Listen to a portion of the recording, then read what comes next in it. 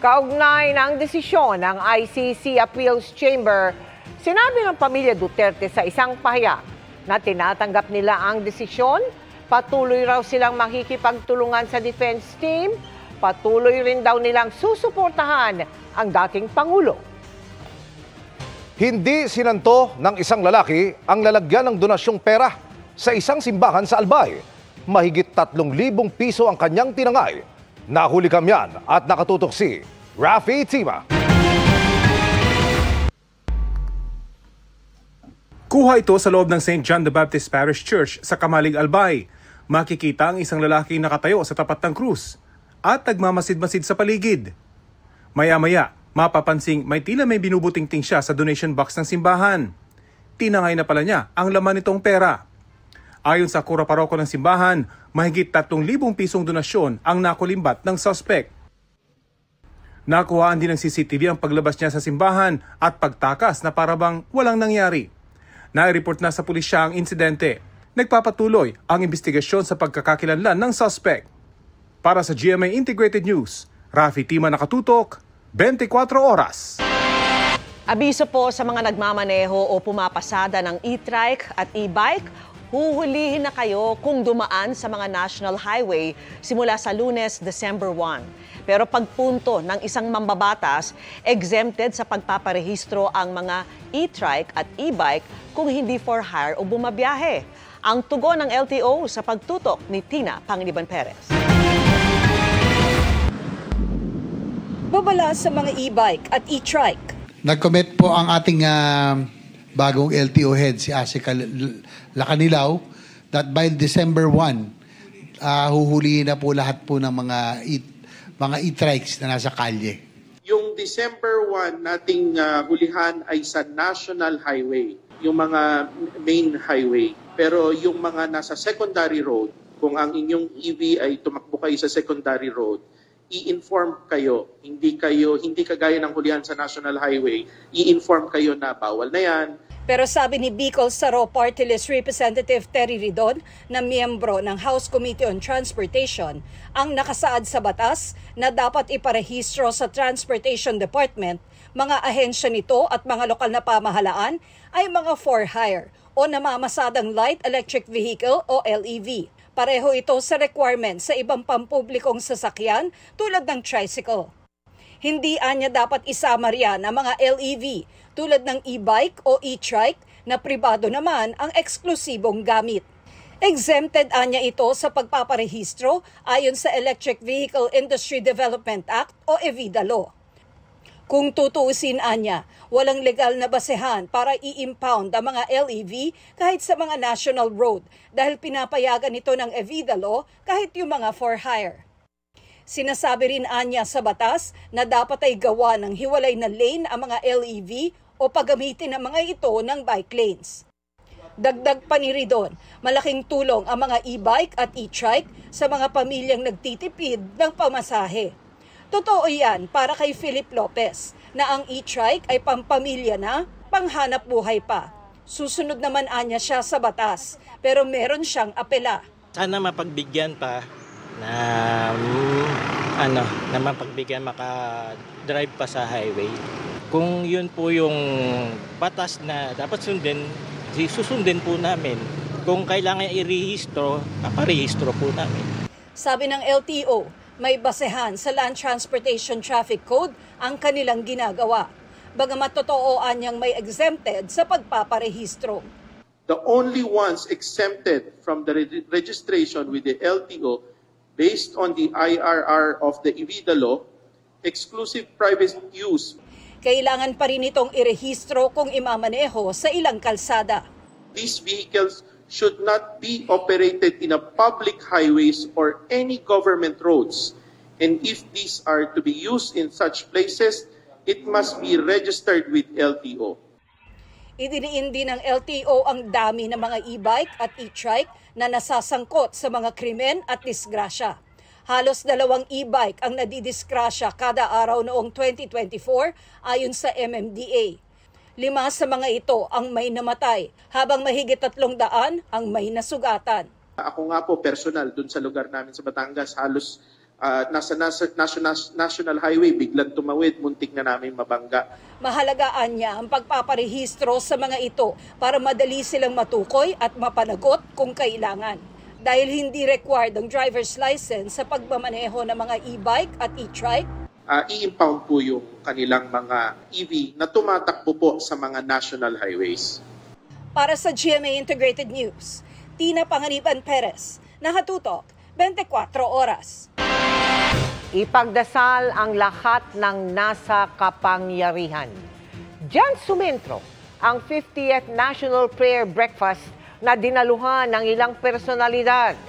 Sa talumpati ni Senate President Tito Soto, sinabi niyang layunin ang pagdiriwang na yakapin ang pagdarasal at ipanalangin ang pamumuno ng may integridad.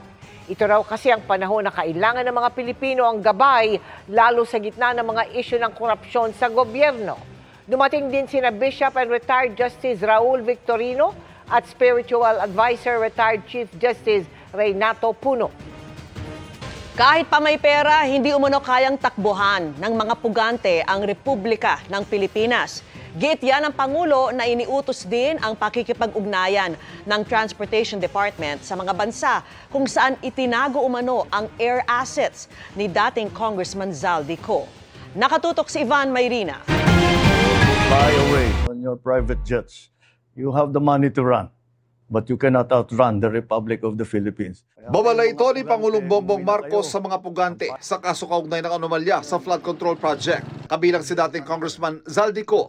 May bago pang utos ang Pangulo sa paghahabol ng mga ari-arian ng puganting si dating Congressman Zaldico na saklaw ng freeze order ng Anti-Money Laundering Council AMLAC. Inutasan ko ang DOTR at saka yung CAAP na makipag-ugnayan sa mga kaibigan natin sa Malaysia at saka sa Singapore. Dahil ang mga pag-aari na helicopter at saka aeroplano ay mukhang doon tinatago ni Zaldico. At nakarehistro po ito sa kanyang kumpanya na tinatawag na Misbis Aviation and Development Corporation. Nauna nang sinabi ng abogado ni Ko na si Attorney Roy Rondain sa kumpanya at hindi personal na pag-aari ni Ko ang air assets. Pero paninindigan ng Pangulo, anumang galaw at disposisyon sa mga ito ay bawal. Hindi pwedeng gamitin ang mga ari-arian na galing sa kaban ng bayan na tinakaw ninyo para tumakas o umiwas sa batas. You cannot steal from Filipino people and expect to hide or fly away on your private jets. Nakalimang video na ng mga akusasyon si Zaldico laban sa Pangulo at kanyang pamilya. Sa pinakahuli, idinawit na niya si First Lady Liza Araneta Marcos pati sa smuggling ng bigas at sibuyas. Bagay na tinawag na kasinungalingan ni Agriculture Secretary Francisco Chu Laurel. Reaksyon daw dito ng unang ginang. Kilala po natin ang First Lady kung paano mag-react sa mga ganitong negatibo na mga balita, mga kwentong walang basihan. Magkikibit balikat lang ang First Lady, alam natin kasi at alam niya kung anong katotohanan. Nagbalik na ng... Ibinalita rin ng Pangulo ang pagsasauli ng 110 million pesos ang dating DPWH District Engineer na si Henry Alcantara. Sabi ng Pangulo, patuloy na hahabulin at ibabalik ang mga ninakaw na pondo sa mamamayang Pilipino. Hamon niya kay Ko at iba pang wanted na patuloy na nagtatago. Kaya kayo mga pugante, umuwi na kayo. Ang payo ko sa inyo, hindi na kayo turista. Hinahabol na kayo ng batas. Para sa GMA Integrated News, Ivan Mayrina, nakatutok, 24 oras. Makibalita tayong muli mula po sa labas ng International Criminal Court sa The Hague. Naroon si GMA Integrated News stringer Andy Peñafuerte. Andy.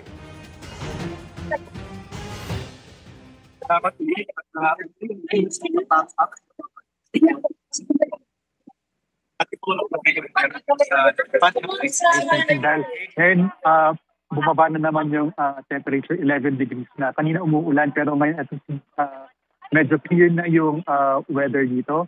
At kanina, katulad ng nabanggit ko, nakiyakan yung mga taga-suporta ng dating Pangulo. Hindi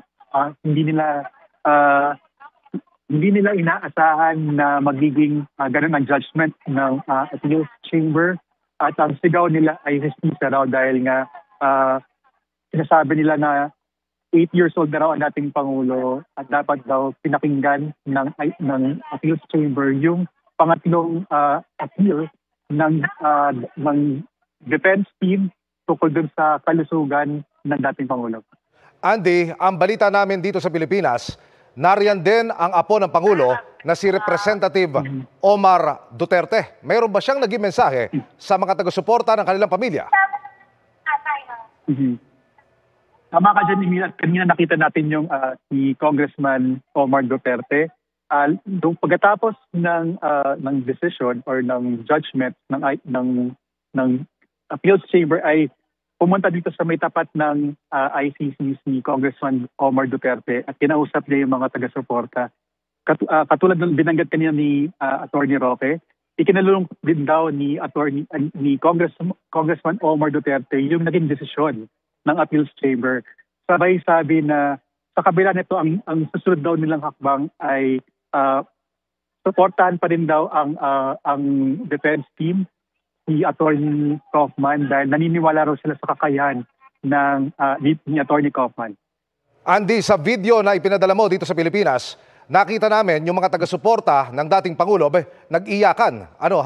Pwede mo bang ikwento sa amin ng maiksi lamang? Ano yung nangyari mula kanina hanggang sa mga sandaling ito? So, habang nakaantabay yung mga taga-suporta, nakikinig sila doon sa live stream ng ICC doon sa judgment. So, habang binabanggit yung mga rejection sa tatlong P, ay talagang yung mga taga-suporta, nagtitinginan sila at kinakausap nila yung mga isa't isa dito. Sinasabi na bakit naman daw ganun, ba't ganun daw yung naging decision. Hindi sila makapaniwala dahil nga ang lagi nilang binabanggit dito ay 8 years old na raw yung dating Pangulo, si dating Pangulong Duterte, at kailangan daw sana raw na pinakinggan ng appeals chamber yung apela ng defense team dahil nga raw sa mahinang kalusugan ng dating Pangulo. Yung iba dito may mga dalang watawat ng Pilipinas at talagang humihiyaw dito sa may tapat ng ICC. Yung iba na mga taga-suporta ay talagang niyakap pa yung standee ng dating Pangulo. Sabay sabi na sana raw ay mapayagan daw, mapalabas o mapayagan daw na makauwi ng Pilipinas ang dating Pangulo. Mula po riyan sa labas ng International Criminal Court, maraming salamat, Andy Peñafuerte, live mula dyan sa The Hague. Bawal na nga, peligroso pa ang viral na pagmamaneho ng isang menor de edad sa pakurmang daan na hindi naka-seatbelt. Ang may-ari ng sasakyan, pinagpapaliwanag na ng LTO. Nakatutok si Marisol Abduraman. Sa viral na ngayong video, marami ang nabahala na makita ang menor de edad na nagmamaneho ng kotse sa isang kalsada. So mga guys, ito pala ang natin, dinidrive natin, matik pala ito. Yan. Wala nang ang suot na damit pang itaas, wala pang seatbelt ang bata habang nagdadrive sa pakurbang daan. Paahon tayo ngayon, paahon. Tila hindi rin niya alintana ang mga nakakasalubong niyang sasakyan sa kalsada. Ang video na ipinost noong linggo ay may mahigit 6.7 million views na ngayon na nakarating na rin sa Land Transportation Office. Ayon sa LTO, sa Mindanao kinuna ng video at tukoy na nila ang nakarehistro may-ari ng sasakyan. Nag-show cause order na po tayo doon para po magpaliwanag yung registered owner ng sasakyan na kasama ng bata na nag-drive sa public highway. Sa ngayon, wala pang detalye ang ahensya kung sino ang kasama ng bata at pumayag na magmaneho siya ng sasakyan. Base po dun sa video yung nakasama ng bata, relative niya. Malamang po yung magulang. Sinusubukan naming makuha ang pahayag ng mga magulang na naturang menor de edad pero wala pa silang tugon. Ilang ulit nang nagbabala ang LTO kaugnay sa mga menor de edad na nagmamaneho ng sasakyan. Kabilang sa mga posibleng paglabag ng may-ari ng sasakyan pumayag sa pagmamaneho ng bata ay reckless driving.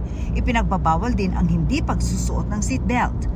Dati na rin ipinaalala ng LTO ang RA 11229 o Child Safety in Motor Vehicles Act kung saan kabilang sa ipinagbabawal ang pagpapaupo sa unahan ng mga sasakyan sa mga may edad 12 pababa. Maliban na lang kung siya may taas 150 centimeters. Kung uupo sa harap, kailangan ay tiyaking gagamit ng seatbelt ang bata. Para sa GMA Integrated News, Marisol Abduraman, Nakatuto, 24 Oras. Sa mahal ng ilang pangunahing bilihin, magkano ba ang sapat na budget para makapaghanda sa Noche Buena? Para po sa kalihim ng Department of Trade and Industry, kasya na ang 500 piso. Pero inalmahan niya ng ilan. At nakatutok si Bernadette Reyes. May mga tumaas ang kilay sa sinabi ni Trade Secretary Cristina Roque na kasyang pang Noche Buena ang 500 piso para sa ham, macaroni salad at spaghetti. Yung buong handa, may spaghetti, may ham, may keso, 500. Hindi po kaya. Hindi kaya yun. Hindi mo ramdam, maliban kung lumabas ka ng bahay, makita mo yung mga Christmas light. May hindi man naniniwala, pinanindigan ni Roque na kasya ang 500 pesos, pero depende raw syempre kung ilang tao ang magsasalo-salo. So for 500 pesos, kasama yung Christmas ham, spaghetti, fruit salad, macaroni salad, and Pinoy pandesal na 10 pieces. That's for, when someone asked me that, kung kasya yung 500 pesos, I said, yes, kasya yung 500 pesos for a family of 4 or less. Yung price naman ng Noche Buena, depende naman talaga yan sa sa kung ilan ang kakain. Naglabas ang DTI ng mga listahan ng Noche Buena packages kung saan hindi umabot ang halaga sa 500 piso. Hindi naman daw lahat gustong magdiwang ng Pasko ng sobrang bongga. All of those prices were taken from the Noche Buena price guide of DTI. Pwedeng diskartehan, definitely. When the prices are all in the price guide set by the DTI. So I don't know what they're making a big deal about it when it's really kasha.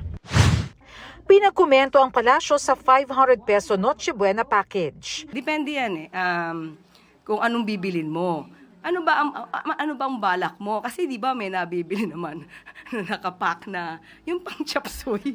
Mura lang yun. Tapos bumili ka ng bihon, toyo. Patawa ako ng question niya Nag-isip tuloy ako, nag-compute ako tuloy. Pero merong nagsasabing kung ano man ang kayang bilhin ng 500 piso, ang mahalaga, wala sa handa, kundi sa bagay na hindi nakikita sa hapag ang tunay na diwa ng Pasko. Kaya naman po pag simpleng handaan lang po. Kagaya ng bibili ng yung pakonti-konti lang. Yung mahalaga yung magsama-sama yung buong pamilya. Pagkakasyahin na yung 500. Yung Pasko, hindi naman sa pagkain Yung magsama-sama kayo. Yun lang importante. Para sa GMA Integrated News, Bernadette Reyes, Nakatutok, 24 Oras.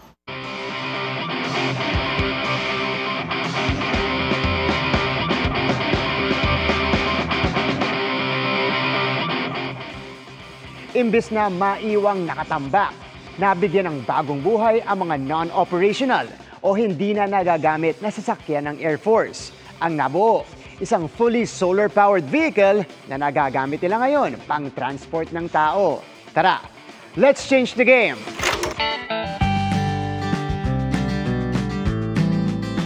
Kung noon, ang mga naiwang jeep mula sa World War II, nabigyan ng bagong buhay bilang iconic Pinoy jeepneys.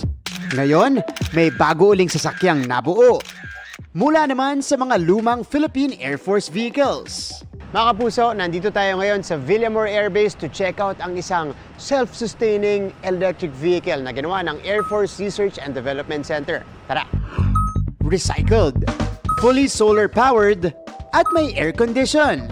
Yan ang Solar Air Conditioned Vehicle Electric Recycled System, or SAVERS for short. Proyekto ng Air Force Research and Development Center. Ang ginagawa po ng Air Force Research and Development Center po ay mga proyekto na makakatulong sa self-reliance po ng Philippine Air Force, katulad po ng pang-warfighting at pang-HADR na mga proyekto. Ang SAVERS, binuo mula sa recycled Air Force electric vehicles na non-operational o hindi nagagamit. Pinagsama-sama namin yung best na makukuha namin para makabuo ng isang operational na electric vehicle. Na enclosure nito is made from composite fiber na ginawa ng mga personnel namin. Mano-mano ginagawa. Siyempre para sustainable. May built-in solar panels ito sa bubong at onboard batteries for storage. Ito, ang SAVERS. 6 feet ang taas, 15 feet naman ang haba. At pwede ito magsakay ng up to 6 passengers. Ayan, 6 na katao po yung po pwedeng sumakay dito. At kung meron ka namang bit-bit, nakakapag-carry ito ng up to 200 to 500 kilograms ng load. I-on na natin. Ganun-ganun lang. Kapag nag-click, ibig sabihin tumatakbo na yung makina. Napakatahimik. Forward tayo. Ito pong savers, ang tinatakbo niya usually ay 30 kilometers per hour. Dahil ginagamit lang naman nila ito. Hindi gaano kabilisan dahil ginagamit lang nila ito sa mga controlled environments katulad ng mga military bases. At kapag gusto natin sagarin itong savers, gusto natin ubusin yung baterya, makakaabot tayo ng mga 70 to 80 kilometers bago ito maubos. Pero, pwede pa yan ma-extend. Depende kung maaraw ba dahil nag-harness ng power o nagko-collect ng power yung ating solar panels dyan. Nagagamit na nila ito sa Clark Air Base pang transport ng personnel at kasalukuyang nasa proseso sa paggawa ng 14-seater version nito. There you have it mga kapuso, pati sa hanay ng ating Air Force ay patungo na rin sa sustainability para na rin sa ating kinabukasan. Para sa GMA Integrated News, ako si Martin Javier, changing the game! Good evening mga kapuso! Marami na ang na-LSS at napaindak sa latest self-produced single ni Julian San Jose na Simula. Pero di dyan nagtatapos ang Asia's Limitless star na gusto sanang mag-produce ng kanta soon sa sarili niyang recording studio. Makichika kay Athena Imperial.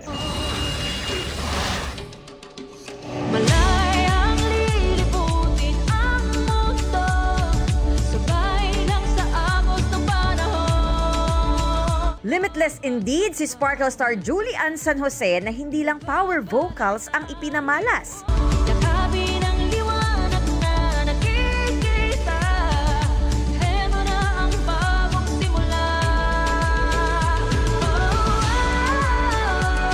Sa kanyang unang self-produced single na Simula. Suwabing moves at swag din kasi ang ipinakita ni Julie sa dance break ng kanta.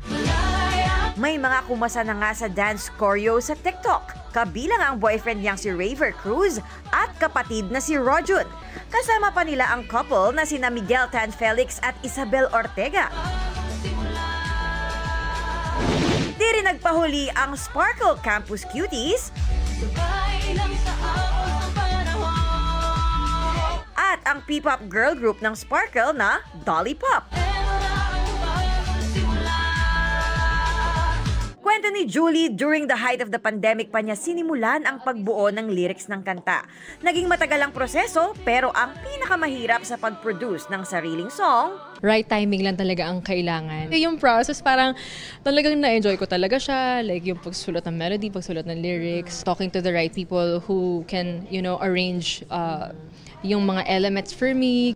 Ngayong papalapit ang Pasko, isa sa Christmas wishes ni Julian, mabigyan pa ng inspirasyon at karunungan sa pagsusulat ng mga kanta na aniya comes in waves. It comes in waves. Parang minsan darating na lang siya sa isang parang timing na an odd timing, for example, like kunwari, naliligo ako, may naisip akong tono, may naisip akong lyrics, talagang nire-record ko siya agad or sinusulat ko siya agad. Therapeutic siya para sa akin. I just love journaling and writing. Nasa bucket list din ni Julie ang pagkakaroon ng sariling recording studio. At bukod sa music, sisimula na rin daw ni Julie na tahakin ang isa sa kanyang mga pangarap, ang teatro. Fun fact, I got a call slip that time nung Miss Saigon. I think same time yun nung ginawa ni Ate Shin, ni Ate Rachel Ann yung Miss Saigon. Pero during the audition day, as in sobrang nagkasakit talaga ako. If ever given a chance, of course I would love to. Athena Imperial updated sa Showbiz Happenings.